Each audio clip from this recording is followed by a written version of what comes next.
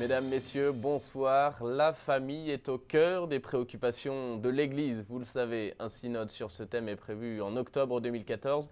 Le Vatican, dans cette perspective, a fait parvenir un questionnaire préparatoire aux conférences épiscopales du monde entier, parmi lesquelles la Conférence des évêques de France.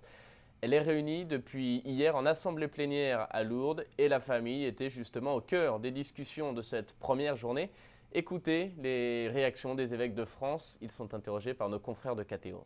On constate d'un côté, pour certaines générations, j'avais envie de dire une certaine résignation, à savoir que la manière aujourd'hui, notamment par le biais des médias, la famille est malmenée, pas nécessairement dans l'actualité, mais en particulier dans tout ce qui est séries, téléfilms.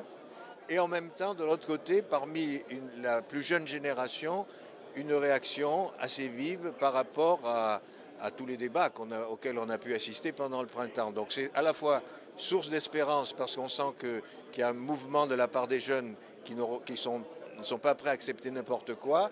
Et d'un autre côté, peut-être la génération, la mienne, et puis ceux un peu plus jeunes que moi, qui seraient en quelque sorte résignés en disant, ben voilà, aujourd'hui c'est comme ça, donc on n'a pas de raison de mener un combat d'idées, bien sûr, mais voilà, c'est comme ça. Et je crois que moi, ce qui me fait espérer, c'est de voir que beaucoup de jeunes réagissent autrement. Il y a d'abord une conscience commune qu'il y a là un chantier prioritaire. Et je pense que l'an prochain, comme il va y avoir le synode sur la famille, il va y avoir aussi les 20 ans de la lettre de Jean-Paul II sur la famille, aux familles. Donc je crois que là, il y a tout un environnement qui va nous aider à mobiliser les familles. Vous voyez, par exemple, on s'aperçoit qu'il y a très peu de familles qui se sentent concernées, qui s'associent, qui entrent dans les associations telles que les AFC. Donc il faut qu'on aide les familles à s'engager davantage, à s'engager au niveau politique, au niveau associatif, pour être présentes dans la société.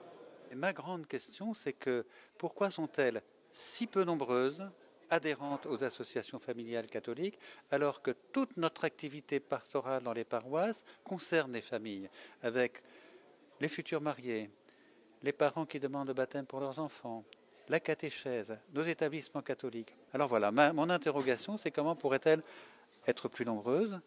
Faut-il les fonder dans les paroisses?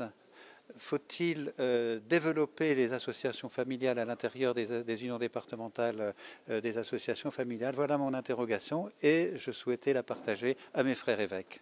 Et dans le cadre de cette assemblée plénière, le pape a envoyé un message au président de la Conférence des évêques de France. Dans sa lettre, le Saint-Père encourage les évêques à poursuivre leur engagement au service de l'homme et en particulier des personnes délaissées. À Rome, plusieurs dizaines de milliers de pèlerins aujourd'hui place Saint-Pierre pour écouter le pape François. Lors de l'audience générale, il s'est arrêté ce mercredi sur la communion au bien spirituel qu'il décline dans sa catéchèse en 3 aspects, les sacrements, les charismes et la charité. On écoute le résumé de sa catéchèse.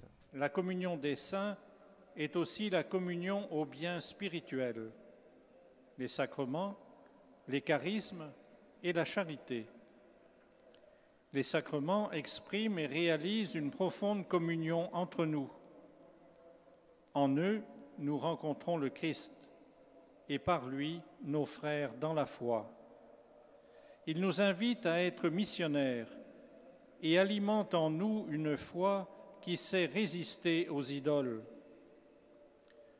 Donnés à certains par l'Esprit Saint pour faire du bien aux autres, les charismes sont des grâces particulières destinés à l'édification, à la sainteté et à la mission de l'Église.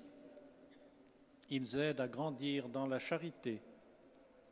Sans l'amour, même les dons les plus extraordinaires sont vains. Vivre la communion de la charité signifie ne pas chercher son propre intérêt, mais faire nôtre les souffrances et les joies de nos frères. Si nous vivons la communion de la charité, nous sommes, dans notre monde, sacrement de l'amour de Dieu. Voilà, c'est la fin de cette émission. Merci de nous avoir suivis. On se retrouve demain. Je vous souhaite une très belle soirée.